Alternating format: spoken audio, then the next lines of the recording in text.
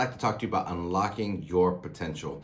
In your faith journey, I think I've seen people who can often get just complacent or just content where things are and not really think about, God, what are you doing? What can you just bring me up a level really bring glory to your name, to bring glory to what you're doing here on the earth. And I want to encourage everyone who is following their faith. I want you to think about what is the potential inside of you that God wants to unlock.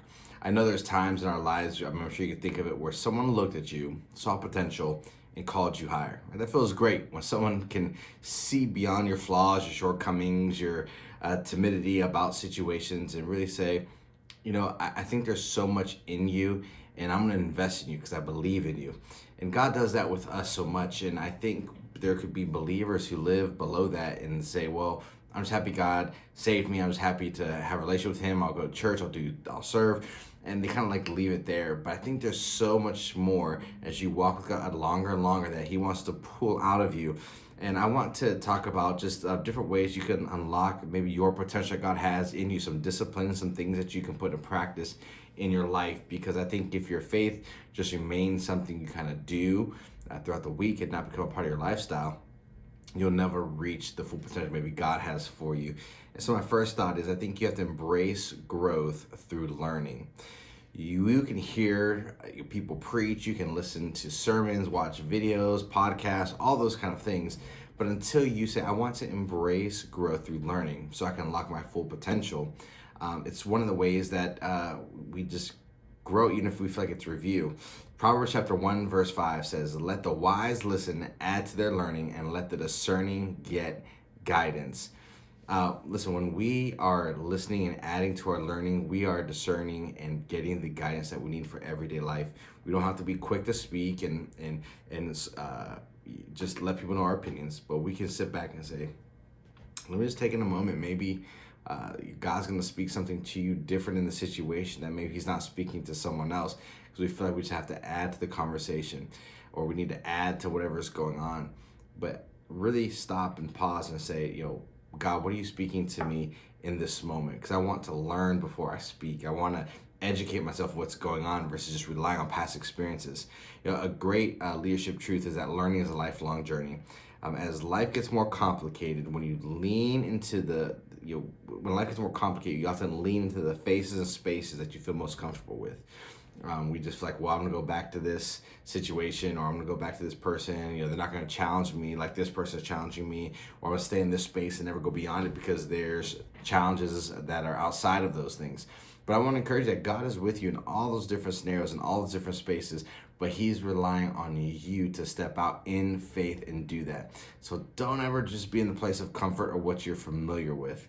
The two most common ways I think I've seen people embrace growth is to always be open to new ideas, new perspectives, and knowledge. When we actively seek to learn and grow, we become wiser and more effective in our leadership roles. So whatever God has for you, be open to what someone's sharing, an idea. Maybe you've done it before. Maybe they have a new twist on it. Don't be quick to shut things down. Don't be quick to cut people off or just like, well, I'm in charge and I know. Be open. I think the second way I've seen people embrace growth and on the road to unlocking their potential is lean into difficulties. When you are facing difficult situations, right, you take it to prayer, but also examine your heart. Like, why is this so difficult for me?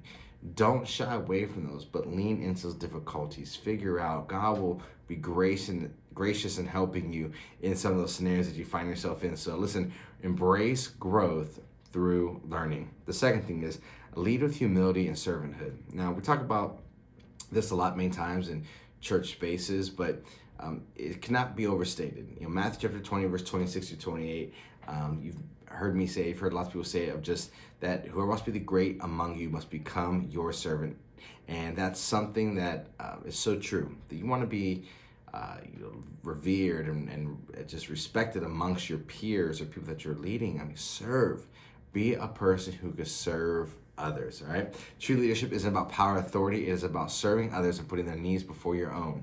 Leadership is really just about taking on more responsibility. So when you become a leader, you're not just saying, well, I'm gonna make sure I get mine and hopefully everyone gets theirs. But I think as you are growing in your leadership and you're growing in different spaces, you're able to reach back and say, hey, how can I help you? How can I empower you and help you accomplish all that God has for you and unlocking your potential on the inside? And so just remember that when you want to grow in your leadership, it's going to come with a lot more responsibility. Leading with humility, I think, has these three pillars within it. You lead by example, you serve with compassion, and you empower those around you to succeed. And it's through humility that we earn the respect and loyalty of those that we lead. So those three pillars, again, are leading by example, serving with compassion, and empowering those around us to succeed. That's a great, three great pillars for you to grow as you lead others. And I think, as you begin to grow in your leadership and unlock potential side of you, and people begin to invest trust into you, you have to realize you will only move as quickly as people trust you. If people feel like they can't know your motives, or if you're being for real, or if you're working something else behind their back, they're gonna have a hard time trusting you, which is gonna be a hard time moving progress forward and unlocking potential within yourself and others. And I would say the third thing is, in unlock your potential, is just seek and develop relationships based on trust and integrity.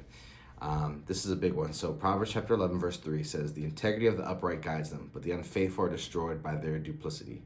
Meaning the people who are having multiple faces around different people. Well, in this circle I'm this person, in this circle I'm this person, where I'm in front of people I'm this person, behind the scenes I'm this person. You want to be the same person wherever someone finds you. You don't want people to feel like you're this chameleon, or they have to try and figure you out. Have relationships based on trust and integrity. Do you trust the people who are around you? Are the people around you, do they have integrity? Can people trust you? Do you have integrity? The trust and integrity are cornerstones of strong leadership. In leadership, you often have a small circle because not everyone understands the weight you carry. In leadership, if you're just surrounded with people, people just, you want to hear say yes or affirm you, you are not a leader. You're just looking for people just to affirm the parts of you that should really be filled by God, but you're fulfilled by God, how He's gifted you.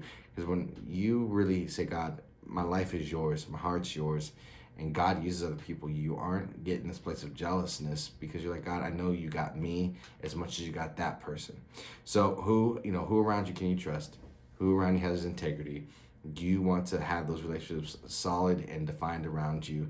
You want to make sure you lead with humility and servanthood. And when unlocking your potential, you want to make sure you embrace growth through learning.